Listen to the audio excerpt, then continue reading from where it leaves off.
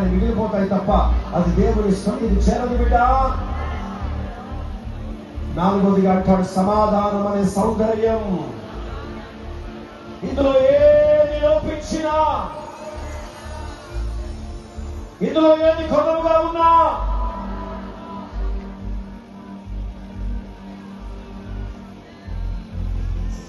రేపు పెళ్లి కుమార్తెగా మారి ఆయన రాజ్యంలో ప్రవేశించే అవకాశం లేదు బిడ్డ. అందుకే నోరు తెరిచి ఒక్క నిమిషం ప్రభువా, విడవడే ప్రమాదం ఉంది కనుక నోరు తెరిచి చెప్పు ప్రభువా.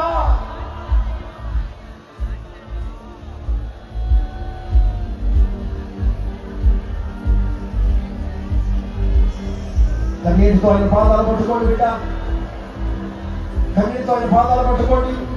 ఎన్నెన్నో మేలులు, ఎన్నెన్నో కార్యాలు, ఎన్నెన్నో అద్భుతాలు, ఎన్నెన్నో ఈమానికి ఇవ్వడానికి దేవుడు సిద్ధంగా ఉన్నాడు. అయితే నీలో ఉన్న లోపం, నేను పొందవలసిన ఆశీర్వాదాలకు అడ్డుగా ఉన్నాయి కనుక ప్రభువా ఈ రాత్రి సరిచేసి నన్ను యోగ్యునిగా చేయండి. రాజ్యంలో నేను చేరాలంటే, పెళ్లి కుమార్తెగా నేను అలంకరింపబడాలంటే ఆ సౌందర్యాలు కనపడాలి నాయన. చప్పటి ప్రభుత్వం పెళ్లి కుమార్తెగా అలంకరించు నాయన.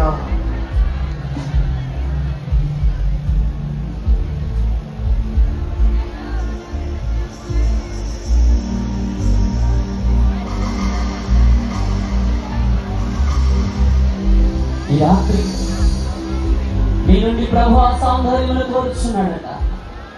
నీలో సౌందర్యం ఉందా? పరిశుద్ధులకు తగిన పరిశుద్ధ అలంకారమైన సౌందర్యమును ధరించుకున్నావా? ఈ రాత్రి ఒక్కసారి ఆలోచించు బిడ్డ.